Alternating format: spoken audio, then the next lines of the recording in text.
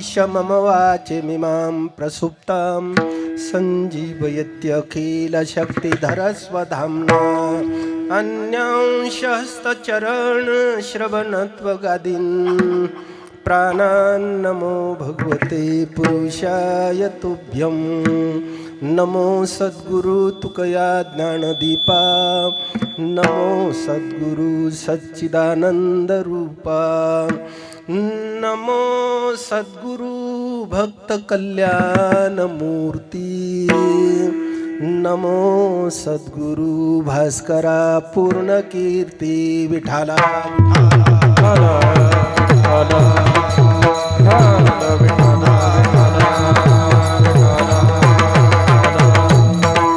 न लगे मरावे ऐसा ठाव दिला देवे माझ्या उपकारासाठी वागविला मुनकंठी. आज या ठिकाणी प्राप्त प्रसंगी प्राप्त स्थळी माझ्याकडे जी आलेली कीर्तन सेवा आहे तेव्हा सेवेचं विशेषतः विशिष्ट माध्यम असं स्वर्गवासी सौभाग्यवती कमलबाई भगवानराव लिपणे यांच्या या माऊलीच्या या गंगापूजनाच्या निमित्ताने आजची कीर्तन सेवा विठाला विठाला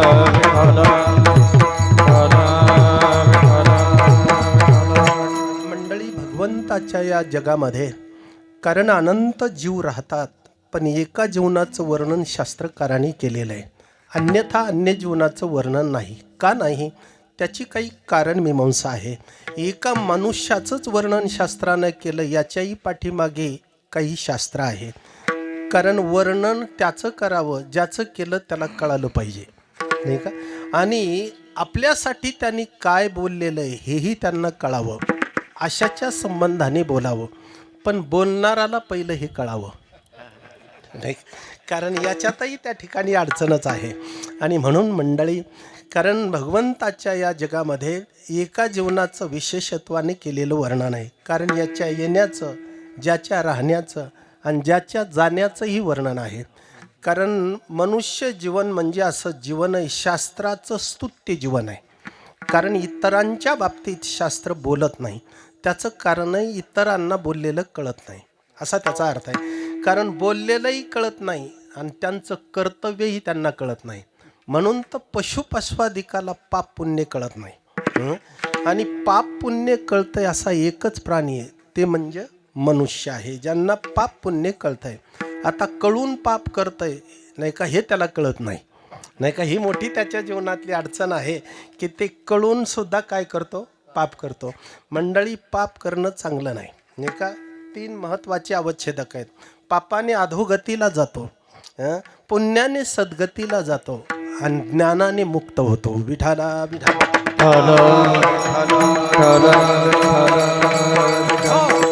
कारण जीवनामध्ये ज्ञान मिळालं नाही तर मुक्त होणार नाही, पुण्य केलं नाही तर गती होणार नाही आणि पाप केल्यावर अधोगती झाल्याशिवाय राहणार नाही. म्हणून इथं पाप करायचं नाही. पण ध्यानात ठेवा माणसाला जास्त आवडतंय ते पापच. आणि दिवसभरात जास्त मनुष्य काय करतो, पापच करतो. अन्यक्षेत्रम कृतम पापम हे तर ठरलंच आहे, पण पुण्यक्षेत्रे कृतम पापम नाही का.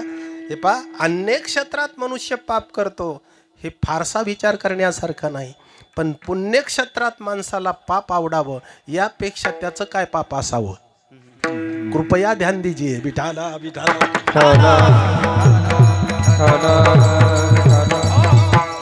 इथं पाप आवडावं याच्यापेक्षा वाईट काय, म्हणजे याच्यापेक्षा पाप कोणतं. पहा तुम्ही इथं येणं आवडत नाही हेही पापच आहे. आणि इथं बसणं आवडत नाही पापच आहे. इथं ऐकलेलं ध्यानात राहत नाही काय पाप आहे. पाप म्हणा काही पाप नाही त्याच्यात नाही का. कारण पापच आहे त्याचं खूप काही त्याच्या संबंधाचं वर्णन आहे, बरंच काही चिंतन करण्यासारखं आहे. पण मंडळी महत्त्वाचा मुद्दा त्या ठिकाणी असा आहे, जीवनात पाप झाल्याच्या नंतर मनुष्य जातो कुठे, नरकाला जातो नाही का.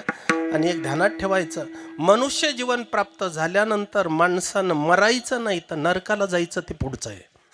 मनुष्य जन्म मरायसाठी सुद्धा नाही, ते मुक्त होण्यासाठी आहे नाही का. मरायचं नाही, कारण मरत नाही त्याचा पुरुषार्थ आहे. मरतो त्याचं या जीवनात या जगात काहीच नाही नाही का. म्हणून काय झालं पाहिजे, परमार्थ कशासाठी दादा, मुक्त होण्यासाठी आहे नाही का. परमार्थात मुक्त व्हायचं आहे. लोकांनी परमार्थ मनोरंजन केला नाही का. अशी परिस्थिती आज वर्तमान आपल्या समोर आलेली आहे. परमार्थ एक मनोरंजनाचं कार्य आहे नाही का, असा त्याचा त्या ठिकाणी अर्थ झालेला आहे. पण महाराज, उद्धाराचं साधन कीर्तन आहे. कीर्तन रंगवारंगवीचं साधन नाही नाही का. कारण उगत दंभ, कुठंतरी मान धन मिळवण्याचं साधन कीर्तन नाही.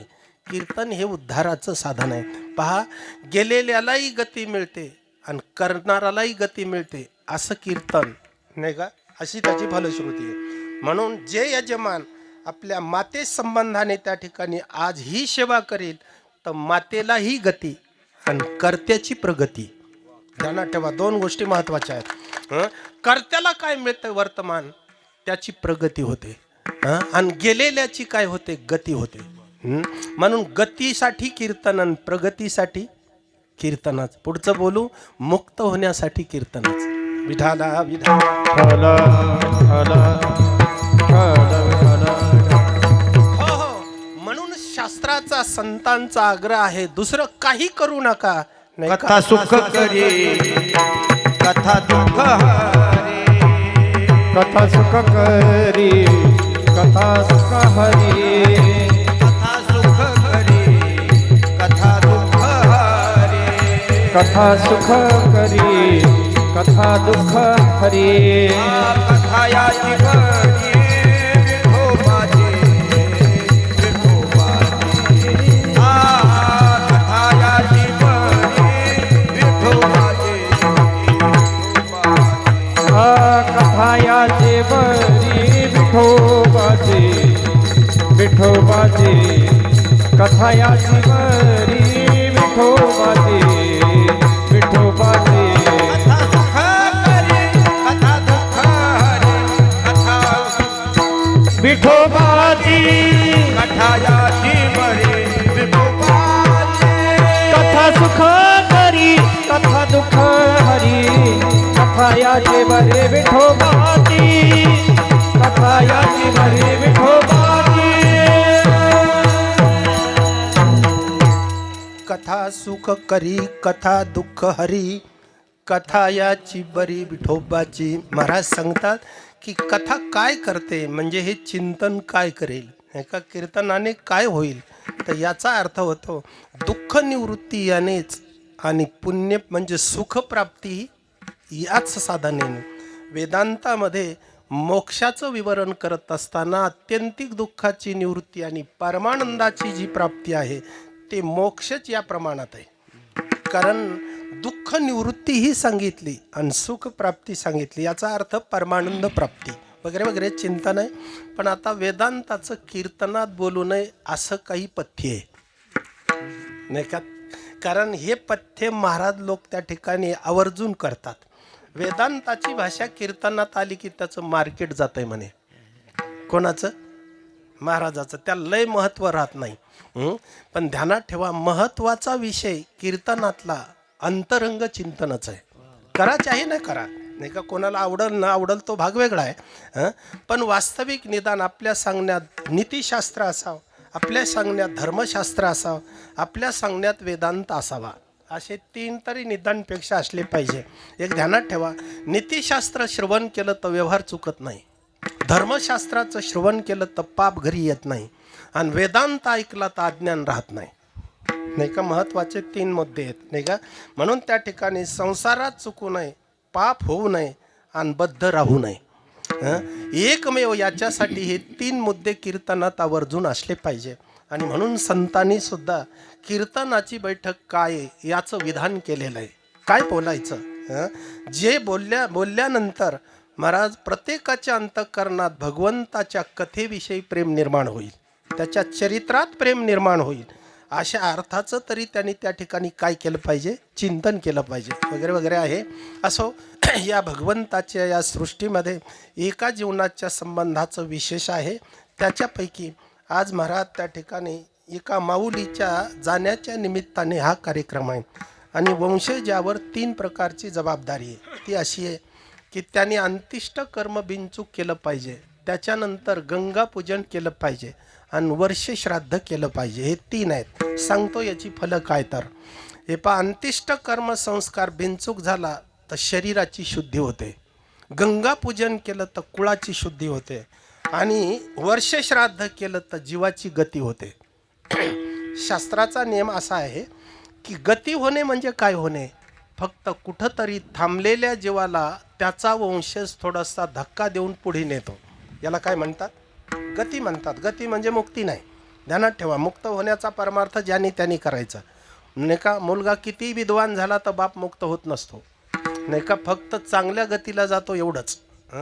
पण नाही का, त्याच्यामध्ये एक विशेष आहे, त्याच्या त्या ठिकाणी करण्याने याला चांगली गती मिळते. याचा अर्थ कुठंतरी अधोगती झालेली आहे. आणि अधोगतीचा अर्थ करत असताना शास्त्रकार सांगतात, जीवनभर पाप केल्यामुळे त्याचा आत्मा पिशाच योनीत जाणे, ही त्याची अधोगती आहे. कुठे जाणे? पिशाच योनीत जाणे. प्रेत लोकम परित्यज्य पितृलोकम समाश्रयेत, शास्त्र आहे. प्रेत लोकाचा परित्याग करून, प्रेत लोक म्हणजे पिशाच्य लोक, या लोकात गेलेला आत्मा कुठंतरी त्या ठिकाणी मुलाच्या त्याच्या त्या ठिकाणी श्राद्धादी कर्माने त्यांनी काही पुण्य केलं तर हा आत्मा पितृलोकाला जातो. म्हणजे प्रेत लोक हा अशुभ लोक आहे, आणि मुलगा त्याला कोण्या लोकाला नेतो तर पितृलोकाला नेतो. असो, आता पितृलोकाला त्याचा आत्मा जाण्यासाठी बरंचसं काही शास्त्राने सांगितलेलं आहे. आणि असा हा एक त्या ठिकाणी गंगा पूजनाचा कार्यक्रम समोर आहे. आणि संप्राप्त सेवेसाठी या प्रसंगाला अनुसरून सेवेसाठी निवडलेला अभंग भगवान श्रीमंत श्री देहुनिवासी विश्वगाथा विश्ववंदनीय महाराष्ट्रभूषण संत श्रेष्ठ जगद्गुरु तुकाराम महाराज यांचा उत्कृष्ट असा 4 चरणाचा अभंग आहे. आणि अभंगाचा भावार्थ त्या ठिकाणी फारसा वेगळा सांगावा असं काही राहिलेलं नाही, कारण बाबांच्या म्हणण्यातच नाही का त्याचा अर्थ होऊन गेलेला आहे, नाही का. कारण नलगे मरावे नलगे मरावे ते एकदा नाही म्हटले, नाही का. आणि त्या म्हणण्याच्या आवेशातच अभंगाचा काय झालेला आहे, जवळपास अर्थ आहे. आणि ऐकणाऱ्या मंडळीची मानसिकता अशी आहे की या नाही का, अशी महाराज आज कीर्तनाची बैठक आहे, खूप काही विद्वान आहेत आणि गायन क्षेत्रातली खूप मोठी तपस्वी मंडळी आहे, नाही का, वादनातली गायनातली, हे सर्व या कलेची त्या ठिकाणी महाराज सेवा केलेली मंडळी आहे. आणि एकच म्हणता येईल, जसं अभंगामध्ये नाही का, मी भजन का केलं तुकोबाराय सांगतात, देवाने माझ्यावर उपकार केला म्हणून मी त्याचं काय केलं, भजन केलं. माझ्यावर त्याने उपकार केला, काय केला, मरू नये असं केलं, न लगे मरावे, कारण मरावे न लगे असं त्या ठिकाणी केलं, ठीक आहे.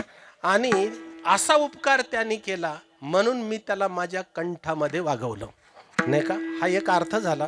पण लौकिक अर्थाने जर विचार करायचा ठरला तर एवढ्या गुणीजनांचं ऐकायचं म्हणून महाराजाला 2 तास वागवलं असं कदाचित म्हणत असतील. कळालं का नाही माहीत नाही, नाही का. कळालं असेल तर त्या ठिकाणी धन्यवाद, नसलं कळालं तर साष्टांग दंडवत, नाही का. कारण हे कोणामुळे वागवला तर या नाही का महाराज त्या ठिकाणी गायनातली वादनातली, कारण अगदी त्या ठिकाणी परम उच्च मंडळी आहे, नाही का. कारण ही गान गंधर्व आहेत. खऱ्या अर्थाने ही मृत्यू लोकातली मंडळीच नाही, ही स्वर्गातली आहेत. पण मृत्यू लोकात का आली, तिथं सप्ताह नाही म्हणून, आणि हा आनंद तिथं नाही, हा सुख सोहळा दादा स्वर्गी नाही, स्वर्गामध्ये नसल्यामुळे ही मंडळी मृत्यू लोकात आली. आणि आपल्या त्या गायनाच्या महाराज त्या ठिकाणी त्या रागातून आरोह अवरोह या नाही का त्या ठिकाणी गाण्यातून त्या शब्दाला एवढं विशेष बनवतात बघा. कारण तेच शब्द सामान्यतः त्या ठिकाणी स्वरताला वाचून जर निघाला तर समोरच्याच्या अंतःकरणापर्यंत जायला तो त्या ठिकाणी नाराज होतो. कोण नाराज होतो? तो शब्द नाराज होतो, कारण त्याच्या प्रवासाची सामुग्री स्वर आणि ताल आहे. आणि याच्या माध्यमातून प्रत्येकाच्या अंतःकरणाचा ठाव ते शब्द घेत असतो. म्हणून तर आमच्या सारख्याच्या वाणीतून निघाल्यावर ते सक्त नाराज असतो, हे मला कुठं पाठवतात की नाही का. पण या मंडळीच्या वाणीतून त्याचा जेव्हा प्रवास होईल, सांगतो शास्त्र सांगतो ते असं आहे. हे पहा, कारण मंत्ररूप असलेला वेद आहे, अनार्थरूप गाथा आहे.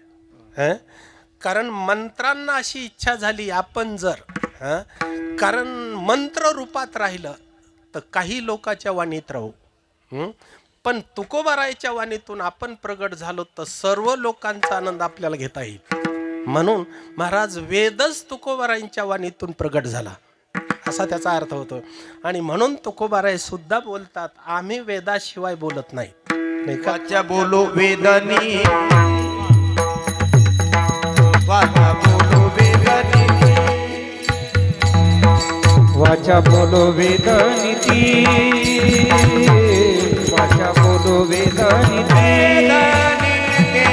वाचा बोलो वेदनी वाचा बोलो वेदनी वाचा बोलो वेदनी वेदनीती वाचा बोलो वेदनीती वाचा बोलो वेदनीती करू संगती केले ते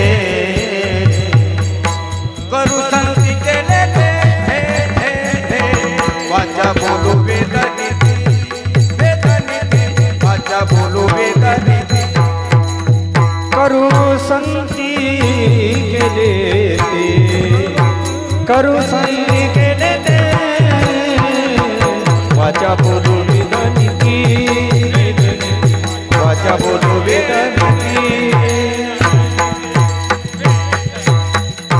वाचा बोलू वेदनीती करू संती केले ते.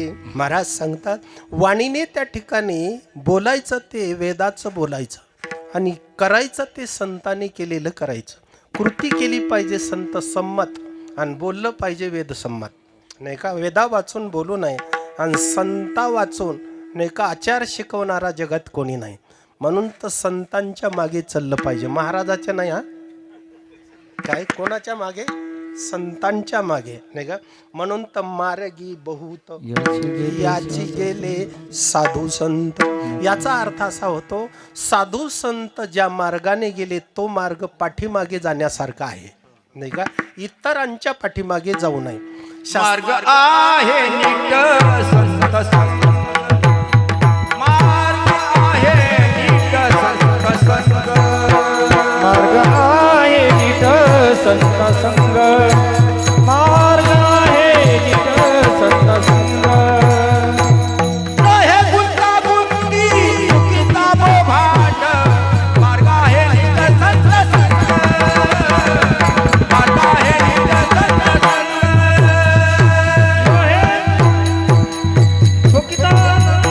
मार्ग आहे नीट संत संग मार्ग आहे नीट संत संग. गुंतागुंती नाही आणि मार्ग त्या ठिकाणी नीट आहे. सरळ अर्थ त्या ठिकाणी असा होतो कारण काही मार्ग सरळ असतात पण गुंतागुंतीचे खूपच असतात. असे वेदात अनेक मार्ग सांगता येतील आपल्याला.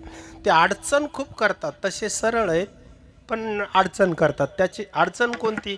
गुंतागुंती म्हणजे विधान क्लिष्ट असणं त्याला गुंतागुंती. मार्ग सरळ आहे पण त्याचं विधान जर त्या ठिकाणी खूप काही असेल तर तो मार्ग प्रवाशासाठी अडचणीचा ठरतो वगैरे वगैरे आहे. ठीक आहे. थोडक्यामध्ये या प्रकरणाचं चिंतन करत असताना महाराज पुरुषार्थाचं बोलणं तुकोबारायांचं आहे. कारण ते पुरुषार्थाने बोलतात. नाही का? मरतो म्हणणे ही नादानी आहे पण आम्हाला मरण नाही म्हणणे हा पुरुषार्थ आहे. ध्यानात ठेवा. जो कोणी मरतो म्हणतो तो जीव आहे आणि मरत नाही म्हणतो तो मुक्त संत आहे. नाही का? कारण त्यांचं ठरलेलं आहे मरायचं नाही. आता त्याच्यामध्ये 3 प्रकार आहेत. आजचा अभंग भक्तिशास्त्राचा आहे कारण याच्यामध्ये भक्तिशास्त्र आहे. तुकोबाराय म्हणतात देवाने माझ्यावर असा उपकार केला आता त्या ठिकाणी माझी मोठी अडचण दूर झाली. कोणती? आता मरण नाही. या जगात मरण नाही म्हणणारे असे काही मरण मारलेले असे काही आणि मरण आल्यावर मरणारे असे काही. काय? मरण आलं की मरतात कारण उलट मरणाला भेतात. एक वर्ग असा आहे ते मरणाला भेतो आणि एक वर्ग असा आहे की जन्म मरण दुःख देवाच्या पायावरच अर्पण करतो आणि एक वर्ग असा आहे तो म्हणतो मरणच मेलेलं आहे. आता आमचं मरण काय झालं? मेलेलं आहे. मरण माझे मरून गेले कारण आमचं मरण मेलेलं आहे. विठाला भोगावरी आम्ही घातला पाषाण भोगावरी आम्ही घातला पाषाण भोगावरी आम्ही घातला पाषाण भोगावरी आम्ही घातला पाषाण मरणा मरण आली हे मरणा मरण आली हे मरणा मरण आणि हे मरणा मरण आणि भोगावरी आम्ही घातिला पाषाण मरणा मरण आणिले. म्हणजे आता अशी स्थिती झालेली आहे, अवस्था अशी आहे की मरणाला आमच्या समोर मरण आलेलं आहे. म्हणजे मरणाकडून आम्हाला भय राहिलेलं नाही, अशी अवस्था त्या ठिकाणी आहे. पहा तुम्ही, महाराज मरणाला जो मारतो तो या जगामध्ये त्या ठिकाणी खऱ्या अर्थाने किती मोठा पुरुषार्थी असेल. कारण सर्व लोक कशाला भीतात? मरणाला, नाही का? पहा तुम्ही, आज अडचण कोणाकडेच नाही, पण भीती एकच आहे. कधी धोका होतो की नाही का, कधी काय ते करील काही सांगता येत नाही. आणि दुसरा प्रकार असा आहे, सर्व आपल्यापासून दूर आहेत आणि मरण आपल्या जवळ आहे. नित्य सन्निहितो मृत्यू. शास्त्रकार सांगतात सन्निहित म्हणजे जवळ. याच्या जवळ, याच्या एवढं जवळ कोणीच नाही आपल्या, कोणताच नातेवाईक नाही. म्हणून तर कोण्या वेळाला येत आहे, जवळ असल्यामुळं त्याला काय तिथंच नरड दाबायचं. कोण्या वेळी त्याला काय, नाही का, असं काही म्हणत नाही ते त्या ठिकाणी. ही रात्र येईन 12 वाजले या वेळेला त्याला उपकरण कुठले काही आणायची गरज नाही. ते माणसापासून दूर नाही. कोण? मरण इतकं जवळ आहे. नित्य सन्निहितो मृत्यू.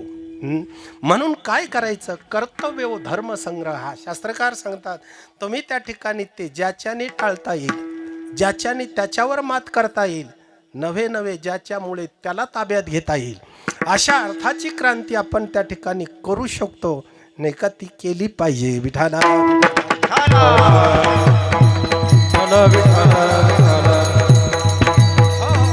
कारण ते एक फार अवघडच, नाही का, त्या ठिकाणी दुःख आहे हो. कारण ते आल्याच्या नंतर सगळे जवळ असतात, पण सोडून घेणारे कोणीच नसतात. कारण त्याच वेळी कळतंय माणसाला की आपले कोणी नाहीत. कधी कळतंय? कीर्तनात हे ऐकल्या जातंय आणि कळतंय तेव्हा. काय कळतंय कधी? तेव्हा. शास्त्रकार सांगतात 2 गोष्टी त्या ठिकाणी महत्वाच्या आहेत. एक तर वेळ आलेली पाहिजे, नाही तर विश्वास पाहिजे कळायला. विश्वास असेल तर आता कळत, आणि विश्वास नसेल तर वेळ आल्यावर कळत. म्हणून दोन्ही प्रमाण आहेत बरं का. कौतुक पहाती सकळ जन कौतुक पहाती सकळ कौतुक पहाती सकळ कौतुक पहाती अंत समयासी बांधणी लाथेती कौतुक पहाती सकळ जन कौतुक पहाती सकळ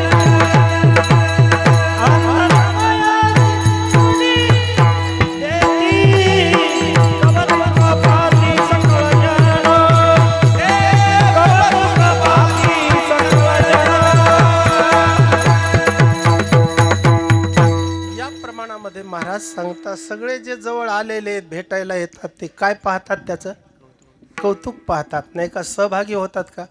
त्याच्या दुःखात सहभागी होणं त्याला गरजेचं आहे. पण हे लांबूनच पाहणारे, उलट ते आलेले दुःख, नाही का, वाढवणारे येतात. आल्यानंतर ते म्हणतात काका आता तुम्ही रामकृष्ण हरी म्हणा. त्याला वाटतं जातोच मी आता. कारण तुम्ही देवाचं नाव घ्या म्हटलं की त्याला वाटतं माझं यांना दिसायलाच लागलं, काय मरणच दिसायला लागलं, नाही का? असं त्यांना वाटायला लागतं, नाही का? आणि मग ते आलेले काय करतात, आणि याला वाटतंय माझं कोणीतरी दुःख कमी केलं पाहिजे. अशी इच्छा आहे त्याची. कोणाची? त्या मृत आत्म्याची. मरणाऱ्या त्या ठिकाणी माणसाची इच्छा आहे माझं काय केलं पाहिजे. आणि असाही आजार झाल्याच्या नंतर त्यालाही त्या ठिकाणी त्याचा संकेत होतो ना, काय आता आपण जाणार, नाही का? आणि हे जाणं एवढं अवघड आहे महाराज, शेवट एवढा अवघड आहे. आणि परमार्थ शेवटच्या दिवसाकडे पाहून केला पाहिजे, जगण्याच्या दिवसाकडे नाही, मरणाच्या. मरणाच्या दिवसाकडे पाहून परमार्थ करायचा. आणि संतांचा जर विचार केला, त्यांची मीमांसा जर पाहिली, तर ते म्हणतात नाही का, आमचं लक्ष त्याच्याकडे म्हणून भजन चाललेलं आहे. कशासाठी अट्टहास केला?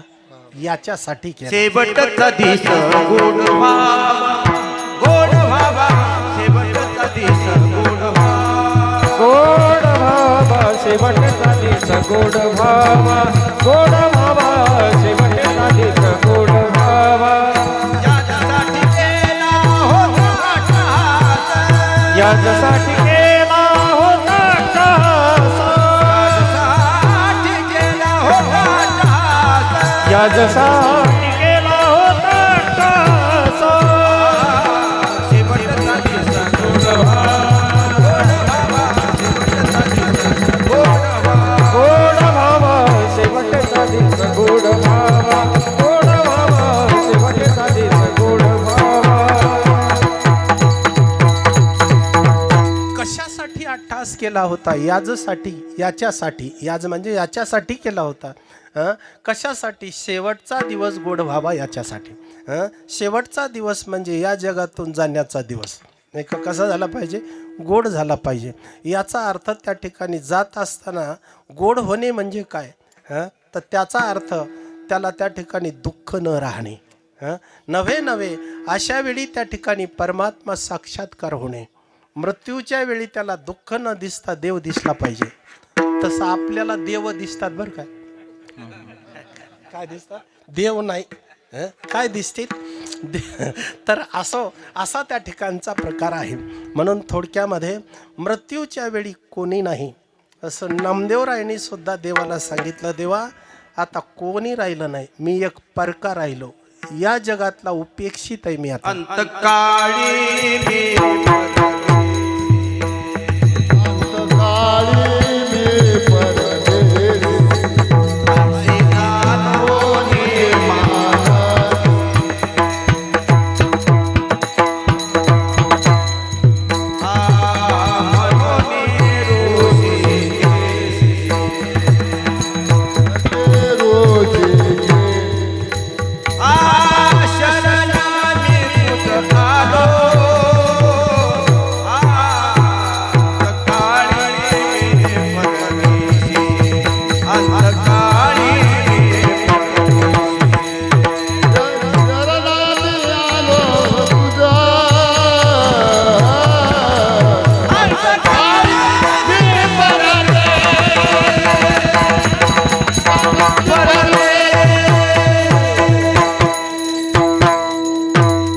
अंतकाळी मी परदेशी ऐसे जाणून मानसी.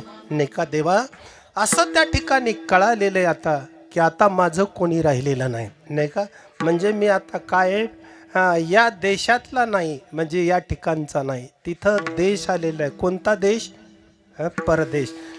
मी परदेशी, पण एकदाच म्हणायचं त्या, दोनदा नाही. असो विठाला विठाला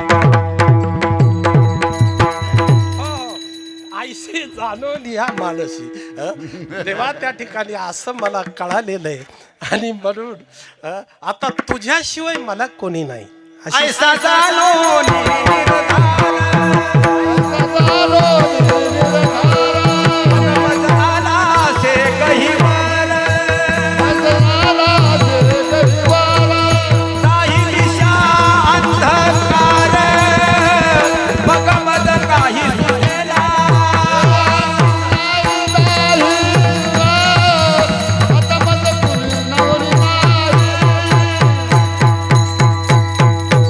कधी गैवर आला, बाकीच्याचा आधार संपलेला आहे असा निश्चय झाला. आणि मग अंतःकरण भरून आलं. आणि तो जीव आत्मा रडायला लागलेला आहे. कारण दुःख असं आहे, वेदना भयानक होतात महाराज. मृत्यूचं दुःख एवढं भयानक आहे, शास्त्रकार सांगतात एका ठिकाणी 100 वेळा विंचोची नांगी मारल्या जावी. आता ते एकदा ते ज्ञानोबारायांनी विनोदाने असं म्हटलेलं आहे की विंचू एक अशी जाती आहे, त्याला कोणाशीही विनोद करणं आवडतंय. म्हणून ते असा जवळ जवळ येतो आणि गुदगुल्या करतो. का नांगा पोलिया विंचू करी गुदगुल्या. असं ज्ञानोबाराय बोलतात. म्हणजे ती नांगी अशी वरती करतो ना अशी मारतो, एकदा मारली तर मनुष्य 2-3 दिवस हसतच राहतो. नाही का? खूप वेदना होतात. महाराज 100 वेळा माराव्या, त्या ठिकाणी किती दुःख असेल तसं त्या ठिकाणी दुःख आहे. बरं, मृत्यूच्या वेळी दुःख कशाचं? सोड